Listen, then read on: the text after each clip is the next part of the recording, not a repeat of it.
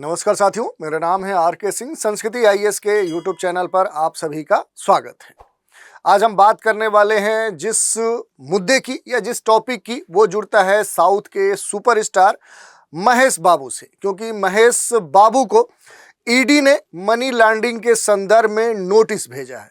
तो बात करेंगे कि आखिर किस मामले में, किस आरोप के तहत ईडी ने जो महेश बाबू हैं उन्हें नोटिस भेजा है, और ये जो पूरा मामला है ये मनी लॉन्ड्रिंग के संदर्भ में है। तो पूरे मामले को समझने का प्रयास करेंगे कि आखिर ऐसा महेश बाबू ने क्या किया है जिस कारण से इस तरह की नोटिस उन्हें भेजी गई है।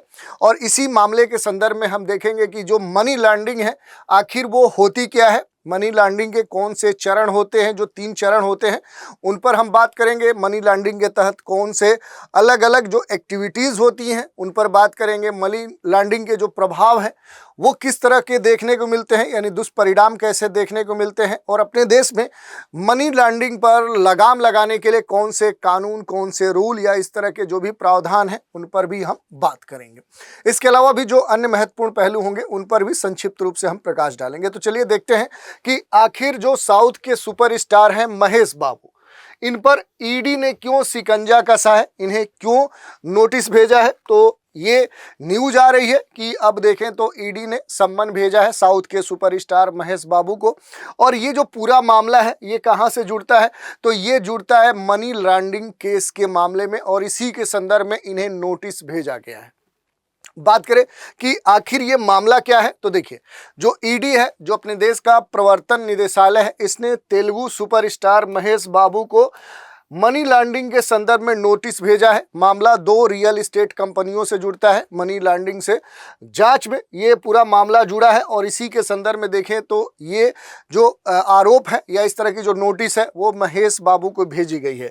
आरोप क्या है, तो देखिए आरोप के बारे में देखें तो महेश बाबू ने कथित रूप से इन कंपनियों के जो प्रोजेक्ट्स हैं उनको एंडोर्स किया था, और उन्हें 5.9 करोड़ रुपए की जो फीस है वो प्राप्त हुई थी, जिसमें से 3.4 करोड़ रुपए उन्होंने चेक से प्राप्त किया था, जबकि 2.5 करोड़ रुपए कैश में दिए गए थे, जिसे अब ईडी क्या है, अब इसे ही संदिग्ध फंड के तौर पे देख रही है। और इसी के संदर्भ में अब मामला कहीं ना कहीं अब ये आगे बढ़ा है। कंपनियों पर क्या आरोप है, तो देखिए तेलंगाना की जो पुलिस है उसने एफआईआर किया है। एफआईआर के अनुसार देखें तो एक ही प्लाट को कई बार बेचने का मामला देखने को मिला है। फर्जी जो गारंटी है वो देने की बात सामने आई है। अनऑथोराइज्ड लेआउट्स बेचने जैसे जो गंभीर आरोप है वो लगाए गए हैं इस मामले में। और इन आरोपों के कारण देखें तो जो इन्वेस्टर्स हैं उनको धोखा मिला है। तो ऐसे कई सारे जो मामले हैं वो इस मामले से, यानी कि साउथ के सुपरस्टार से जुड़ गया है। और इस कारण से देखें तो हाई प्रोफाइल एक तरह से देखें ये मामला बनता जा रहा है। और इस पूरे मामले में जो सबसे सेंटर में है वो मनी लॉन्ड्रिंग देखने को मिल रहा है। तो थोड़ा सा समझने का प्रयास करेंगे कि आखिर जो मनी लॉन्ड्रिंग है ये होती क्या है। तो ये एक प्रक्रिया है, क्या है, एक तरह से देखें तो ये एक प्रोसेस है। और इस प्रोसेस के तहत देखें तो क्या किया जाता है कि जो इलीगल मनी है, या जिसे हम बोले कि जो ब्लैक मनी है, उस ब्लैक मनी को क्या किया जाता है कि उस ब्लैक मनी का जो सोर्स है उससे प्राप्त जो भी अमाउंट है उसे कहीं ना कहीं दूसरे रूप में दिखाने की कोशिश की जाती है। यानी ऐसी प्रक्रिया जिसमें अवैध या काले धन को क्या किया जाता है, एक कानूनी स्रोत के रूप में दिखाने का प्रयास किया जाता है कि वो वाइट मनी है, वो ब्लैक मनी नहीं है बल्कि वाइट मनी है। तो ये सिंपल सा कह सकते हैं कि एक प्रोसेस है। और इस तरह का जो हमने बोला कि ये जो प्रक्रिया है, इस प्रक्रिया में सामान्य तौर पे देखें कि जो इलीगल मनी है या कहें कि जो ब्लैक मनी है उसको कहीं ना कहीं वाइट मनी के तौर पे दिखाया जाता है। और इसे ये दिखाया जाता है कि ये क्या है, ये वैध है, ये कानूनी स्रोत के तहत ये जो मनी है ये अर्जित की गई है। और इसका उद्देश्य क्या होता है, अगर बात करें कि इस तरह की जो मनी लॉन्ड्रिंग जो मामले किए जाते हैं इसमें क्या उद्देश्य होता है, तो ये छुपाना होता है कि जो एक्चुअल में जो पैसे का सोर्स है, जो पैसे का स्रोत है, उस स्रोत को कहीं ना कहीं मूल रूप से क्या होता है छुपाना होता है कि आखिर वो जो पैसा है वो उसका सोर्स एक्चुअल में है क्या। जो ब्लैक मनी है उसका जो सोर्स है वो इस मनी लॉन्ड्रिंग के तहत क्या किया जाता है कि उस सोर्स को या एक से अधिक जो सोर्सेज हैं उनको कहीं ना कहीं छुपा लेना इस मनी लॉन्ड्रिंग का सबसे महत्वपूर्ण उद्देश्य होता है। तो ये हमने समझा कि आखिर मनी लॉन्ड्रिंग होता क्या है। तो इसमें इस प्रक्रिया में क्या किया जाता है कि जो भी अवैध मनी है, इलीगल है, ब्लैक मनी है, उसको कहीं ना कहीं कानूनी स्रोत के तौर पे दिखाने का प्रयास किया जाता है। उद्देश्य इतना होता है कि जो वास्तविक सोर्स होता है मनी का उसको छुपाना होता है। अब इसकी बात करें कि ये जो 3 मुख्य चरण होते हैं, जो ये पूरा जो मनी लॉन्ड्रिंग होता है इसके जो चरण होते हैं, तो उसमें 3 चरण शामिल किए जाते हैं मनी लॉन्ड्रिंग के संदर्भ में। तो देखिए स्टेजेज ऑफ जो मनी लॉन्ड्रिंग है, इसमें जो पहला चरण होता है वो क्या होता है, वो होता है प्लेसमेंट। यानी कि कह सकते हैं कि एक तरह से जो एंट्री होती है जिसे हम क्या बोल सकते हैं, प्रवेश बोल सकते हैं। क्या होता है कि जो भी इलीगल मनी है, जो भी कह सकते हैं कि जो अवैध क्या है कि जो धन होता है, जो एक तरह से मनी होता है, वो क्या किया जाता है कि वो किसी व्यापार में डाल दिया जाता है। वो क्या किया जाता है कि किसी व्यापार में उसे कहीं ना कहीं इन्वेस्ट कर दिया जाता है। जैसे कि जो नगद है, अगर कैश की बात करें तो कैश को किसी इन्वेस्टमेंट के तहत रियल एस्टेट में कहीं ना कहीं किसी व्यापार में उसे एंट्री करा दी जाती है। उसके बाद क्या होता है कि इसमें लेयरिंग होती है। क्या होता है कि इसमें परतें बनना होता है। परतें बनने का मतलब क्या है, या अगर लेयरिंग की बात करें तो लेयरिंग कहने का मतलब क्या है कि जो भी मनी होता है, जो धन होता है, जो धन है उसको कई लेन देन या खातों में क्या किया जाता है, स्थानांतरित किया जाता है। तो जो धन होता है, जो मनी होती है, उसको क्या किया जाता है कि कई सारे जो ट्रांजैक्शन है, जो लेन देन है, उनके तहत इसे रेगुलेट किया जाता है। स्थानांतरित करके इसे बहुत ही कॉम्प्लेक्स बना दिया जाता है। यानी कि लेन देन और स्थानांतरित करते हुए इसे क्या बना दिया जाता है, इसे जटिल बना दिया जाता है, ताकि पता ही न चले कि एक्चुअल में ये स्रोत है वो कहाँ से है। यानी कि इसका उद्देश्य क्या होता है कि जो आपका सोर्स है, जो स्रोत है, उस स्रोत को कहीं ना कहीं छुपाना, कि पता न चले कि एक्चुअल में उस मनी का सोर्स क्या है। और उसके बाद जो प्रोसीजर आता है वो तीसरा आता है, इसको हम बोलते हैं क्या, इंटीग्रेशन। यानी कि एक तरह से देखें तो एकीकरण इसे बोलते हैं। ये इसका अंतिम चरण होता है। इसमें क्या होता है कि अब ये जो धन है जिसे बार बार रेगुलेट किया गया, अलग अलग खातों से ट्रांजैक्शन इसे करवाया गया और इस तरह से जो पूरा सोर्स है उसे जटिल बना दिया गया, उसके बाद अब ये जो धन होता है किसी कानूनी रूप से वापस व्यक्ति के पास फिर से क्या हो जाता है कि ये कानूनी तरीके से क्या होता है कि अब उसी व्यक्ति के पास वापस आ जाता है। और जैसे ही देखें तो ये वापस आता है, तो जैसे प्रॉपर्टी खरीदना, कंपनी में निवेश करना, ऐसे विभिन्न जो कार्य हैं वहाँ से फिर इसका संचालन होने लगता है। तो इस तरह से जो मनी लॉन्ड्रिंग है ये 3 चरणों में होती है, प्लेसमेंट, लेयरिंग और इंटीग्रेशन। और ऐसे क्या है कि जो मूल सोर्स है, जो ब्लैक मनी है, इलीगल जो मनी है, अवैध जो धन है, उसे इस प्रक्रिया के द्वारा क्या किया जाता है, कोशिश किया जाता है कि कानूनी तौर पे, एक तरह से कह सकते हैं कि काले धन को कानूनी सोर्स के तौर पे एक तरह से वाइट मनी दर्शाने का प्रयास किया जाता है, तो वाइट मनी में कन्वर्ट किया जाता है। ये पूरी प्रक्रिया देखने को मिलती है। अपने देश में अगर बात करें कि भारत में मनी लॉन्ड्रिंग पर जो कानून बने हैं, तो कुछ महत्वपूर्ण जो कानून हैं उनकी हम चर्चा करेंगे। जैसे प्रिवेंशन ऑफ मनी जो लॉन्ड्रिंग एक्ट 2002 है, ये कब से लागू है, तो 2005 से ये जो एक्ट है, ये जो अधिनियम है, ये लागू किया गया है, PMLA एक्ट 2002। और इसका जो उद्देश्य है वो यही है कि जो अवैध संपत्ति है उसको जब्त करना, अपराधियों की पहचान करना और उन्हें इसके एवज में उनको दंडित करना। जो ईडी है, जो प्रवर्तन निदेशालय है, इस कानून के अंतर्गत जो भी केसेस आते हैं, जो मामले आते हैं, उनकी जांच करता है और उसके संदर्भ में कार्रवाई भी करता है। दूसरी बात करें तो भारत में जो मनी लॉन्ड्रिंग है, इससे जुड़े हुए जो कई सारे जो अपराध देखने को मिलते हैं, उनमें जो सबसे महत्वपूर्ण जो अपराध है या जो कॉमन अपराध है, जैसे आतंकवादी जो फंडिंग होती है, वो मनी लॉन्ड्रिंग के मामले के द्वारा होती है। बड़े स्तर पे जो घोटाले किए जाते हैं, जो स्कैम्स होते हैं, वो मनी लॉन्ड्रिंग के माध्यम से होते हैं। जो ड्रग्स की तस्करी होती है, मानव की तस्करी होती है, या इस तरह के जो इलीगल एक्टिविटीज़ होती हैं, उसमें मनी लॉन्ड्रिंग का इस्तेमाल किया जाता है। जो हवाला के द्वारा पैसे का बड़ा गबन या हेर फेर होता है, वो भी मनी लॉन्ड्रिंग के मामले से होता है। और टैक्स की जो चोरी है, उसमें भी मनी लॉन्ड्रिंग का एक बड़ा ही महत्वपूर्ण रोल है। तो इस कारण से इस तरह के जितनी इलीगल गतिविधियां अपने देश में या दुनिया में देखने को मिलती हैं, वो मनी लॉन्ड्रिंग से जुड़ती हैं। इसके अलावा अगर इस मनी लॉन्ड्रिंग की बात करें कि आखिर इससे कौन से नुकसान हैं, इसके निगेटिव इम्पैक्ट क्या है, तो बहुत सारे निगेटिव इम्पैक्ट है। जैसे देखें तो जो इकोनॉमी है, उसको क्या होता है कि सबसे अधिक नुकसान होता है।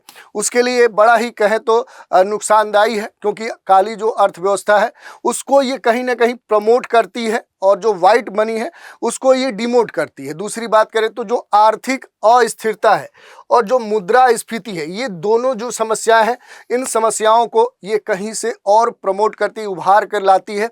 और इस कारण से जो भी वैध व्यवसाय होते हैं, जो वैध व्यवसाय हैं, कहीं ना कहीं ऐसे व्यवसाय को ये क्या करती है कि असमान जो प्रतिस्पर्धा है, असमान जो प्रतिस्पर्धा देखने को मिलती है, उस प्रतिस्पर्धा के द्वारा देखें तो उस प्रतिस्पर्धा का सामना करना पड़ता है वैध जो भी व्यवसाय होते हैं, और ये हतोत्साहित होते हैं। तो इस तरह के निगेटिव इम्पैक्ट देखने को मिलते हैं। मनी लॉन्ड्रिंग के कारण देखें तो राजस्व में भी कमी देखने को मिलती है। मनी लॉन्ड्रिंग में जो भी शामिल लोग हैं, वो क्या करते हैं, वो टैक्स ही नहीं पे करते हैं, टैक्स नहीं देते हैं, जिससे सरकार का जो राजस्व है, जो आय है, उसमें कमी आती है।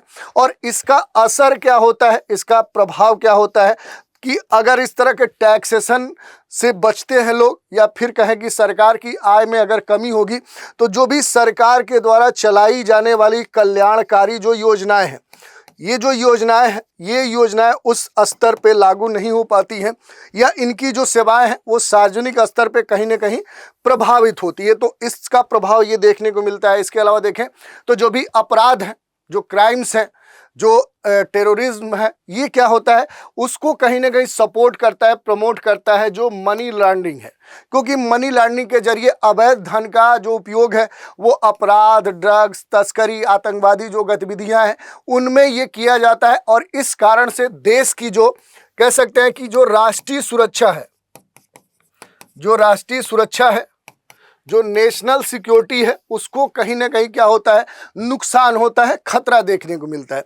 इसके अलावा देखेंगे तो जो बैंकिंग है, जो वित्तीय संस्थान है, उनकी साख पर भी असर देखने को मिलता है। यदि किसी बैंक में जो मनी लॉन्ड्रिंग है उसका पता चलता है, तो उसकी जो विश्वसनीयता है और जो शेयर मार्केट है, उसका जो प्रदर्शन है, वो प्रभावित होता है, क्योंकि एक तरह से उस पर निगेटिव इम्पैक्ट देखने को मिलता है। और इस कारण से जो भी फिनेंशियल जो इंस्टीट्यूट हैं, जो वित्तीय संस्थान होते हैं, उन पर देखें तो अंतर्राष्ट्रीय जो प्रतिबंध है, जो अंतर्राष्ट्रीय कह सकते हैं कि प्रतिबंध है, वो देखने को मिलता है। तो इस कारण से ये निगेटिव जो इम्पैक्ट है वो देखने को मिलता है। यही नहीं, विदेशी जो निवेश है उसमें भी कमी देखने को मिलती है इस मनी लॉन्ड्रिंग के कारण। क्योंकि जब किसी देश को मनी लॉन्ड्रिंग के लिए अगर असुरक्षित माना जाता है, तो जो भी विदेशी निवेशक है वहाँ निवेश करने से क्या होते हैं, वो दूर होने लगते हैं। और इसका जो असर होता है वो निगेटिव देखने को मिलता है उस देश में, जहाँ पर जो रोजगार है, जो विकास है, उसके ऊपर क्या होता है कि निगेटिव इम्पैक्ट देखने को मिलता है।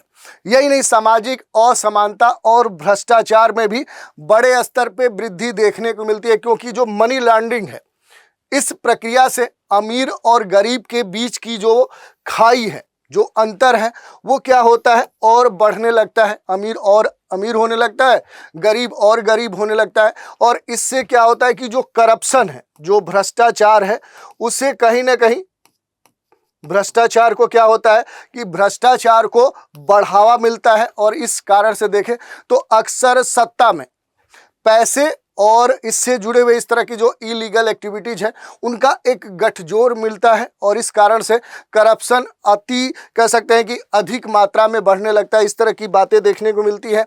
यही नहीं, न्याय व्यवस्था पर भी दबाव देखने को मिलता है इस मनी लॉन्ड्रिंग की प्रक्रिया के द्वारा। जैसे देखें, मनी लॉन्ड्रिंग के जो मामले हैं, इस मामलों में जो भी लिप्त लोग हैं ये बड़े वकील, प्रभावशाली नेटवर्क की सहायता से क्या करते हैं कि कानून को हमेशा दबाने का प्रयास करते हैं, उसके अलग अलग जो प्रक्रियाएं हैं उनको बाधित करने की कोशिश करते हैं। और इससे क्या होता है कि इसका प्रभाव ये होता है कि जो भी न्यायिक प्रक्रियाएं हैं, ये जो न्यायिक कह सकते हैं कि प्रक्रियाएं हैं, ये क्या होती हैं, ये लंबे समय तक चलती हैं। इनकी जो कह सकते हैं कि चलने की जो प्रक्रिया है वो लंबी हो जाती है, और लंबी ही नहीं हो जाती है बल्कि क्या हो जाती है, ये काफ़ी कॉम्प्लेक्स हो जाती है। जो न्यायिक प्रक्रिया है वो काफ़ी लंबी और जटिल हो जाती है। इस कारण से ऐसे कई सारे निगेटिव जो इम्पैक्ट है वो मनी लॉन्ड्रिंग के देखने को मिलते हैं। तो इन पर हमने बात कर ली। इसके अलावा देखें तो जो प्रवर्तन निदेशालय है, जो इन्फोर्समेंट जो डायरेक्टोरेट है, इसके बारे में देखें तो जो ईडी है, ईडी की अगर बात करें तो ईडी कब गठित हुआ है, तो 1956 में इसका गठन किया गया और शुरुआत में इसे किस नाम से जाना गया, तो इन्फोर्समेंट यूनिट कहा जाता था। जो फिनेंस मिनिस्ट्री है उसके आयकर विभाग के अधीन ये काम करता था। किस उद्देश्य से ये जो ईडी है इसका निर्माण किया गया, तो भारत में जो भी आर्थिक अपराध हैं, अगर बात करें कि आखिर किस उद्देश्य से जो ईडी है उसका गठन किया गया, तो भारत में जो भी आर्थिक अपराध है, जो आर्थिक गतिविधियां हैं, उन गतिविधियों में कहीं ना कहीं जो अपराध है उस अपराध की जांच करना, उसका पता लगाना, उसे नियंत्रित करना, और नियंत्रित करने के साथ ही अगर हम बात करें तो मुख्य रूप से कुछ जो इससे जुड़े हुए महत्वपूर्ण कानून हैं उनको लागू करना। जैसे कानूनों की अगर बात करें तो फेमा 1999 का जो कानून है, फॉरेन एक्सचेंज जो मैनेजमेंट एक्ट है, इसे लागू करना। और दूसरा क्या है, प्रिवेंशन ऑफ मनी लॉन्ड्रिंग जो एक्ट है उसे लागू करना। अगर बात करें कि ईडी के प्रमुख कार्य क्या हैं, तो देखिए, मनी लॉन्ड्रिंग की जांच करना, इसमें संलिप्त जो भी लोग हैं उनके खिलाफ जो भी कार्रवाई है वो करना, विदेशी मुद्रा उल्लंघनों की निगरानी करना, जो भी संपत्ति है उसको जब्त करना, पूछताछ, गिरफ्तारी, अंतर्राष्ट्रीय सहयोग जैसे जो कार्य है वो कौन करता है, तो ये सारे कार्य ईडी के सामने हैं। ठीक है। दूसरी बात करें तो यहाँ पर हम देख सकते हैं कि जो भी इसका संगठनिक जो ढांचा है, स्ट्रक्चर क्या है, तो वित्त मंत्रालय का जो राजस्व विभाग है उसी के अंतर्गत ये ईडी काम करता है। और इसका जो नेतृत्व है वो विशेष निदेशक जो स्पेशल डायरेक्टर है या फिर कहें संयुक्त जो सचिव स्तरीय जो अधिकारी होता है वो करता है। पूरे भारत में इसकी अचल और क्षेत्रीय जो कार्यालय है वो स्थापित किए गए हैं। अगर बात करें कि इसे कौन से कानूनी जो अधिकार हैं वो दिए गए हैं, तो देखिए धारा 50 के तहत जो PMLA जो एक्ट है ये क्या कर सकता है कि ये पूछताछ के लिए सम्मन जारी करने का अधिकार देता है। ये क्या करता है कि पूछताछ करने के लिए और जो भी सम्मन है वो जारी करने का क्या करता है, ये अधिकार देता है। ऐसे ही धारा 5 है PMLA का, तो ये क्या करती है कि ये भी जो भी एसेट होगा, जो भी संपत्ति होगा उसे जब्त करने का अधिकार प्रदान करती है। और ऐसी ही जो धारा 19 है PMLA, ये क्या देता है, तो ये देता है गिरफ्तारी की जो शक्ति है, जो अरेस्ट करने की जो शक्ति है, जो अरेस्ट करने की शक्ति है वो ईडी को प्रदान करता है। तो ये कुछ कानूनी शक्तियां हैं जो ईडी को प्राप्त हैं। इसके अलावा अगर हम बात करें तो अंतर्राष्ट्रीय जो समन्वय है, जैसे FATF है, इंटरपोल है, अंडोक्स है, जैसी अंतर्राष्ट्रीय जो भी एजेंसियां हैं उनके साथ ये सहयोग के स्तर पे भी काम करता है। तो इस तरह से पूरे मामले को हमने जाना समझा कि आखिर किस मामले में जो साउथ के सुपरस्टार हैं महेश बाबू, उन्हें ईडी ने सम्मन दिया है, क्या आरोप लगाए गए हैं, पूरा मामला है क्या। और इसी के संदर्भ में हमने ईडी के बारे में भी समझा कि ईडी के द्वारा जो मनी लॉन्ड्रिंग के संदर्भ में उन्हें कह सकते हैं नोटिस भेजी गई है। तो मनी लॉन्ड्रिंग है क्या, कितने चरणों में ये संपादित की जाती है, उसके प्रभाव क्या होते हैं, इससे जुड़े हुए अपने देश में कौन से कानून बनाए गए हैं उनके बारे में हमने देखा। ईडी के बारे में देखा, ईडी कब गठित हुआ, इसके कार्य क्या हैं, इसके अधिकार क्या हैं, इन सभी बातों पर हमने चर्चा की। और इसी पर आधारित एक प्रश्न देखते हैं। प्रश्न है, प्रवर्तन निदेशालय यानी ईडी ने किस साउथ स्टार को मनी लॉन्ड्रिंग जांच में इस नोटिस भेजा है। ठीक है, अल्लू अर्जुन, रजनीकांत, महेश बाबू या फिर जूनियर एनटीआर। तो इस प्रश्न का भी उत्तर आपको देना है कि आखिर किस मामले में ईडी ने साउथ के इस सुपरस्टार को सम्मन भेजा है, नोटिस भेजा है। इस प्रश्न का उत्तर आपको कमेंट के माध्यम से देना है। तो आज के एपिसोड में इतना ही। आप सभी हमारे साथ बने रहें, इसके लिए धन्यवाद।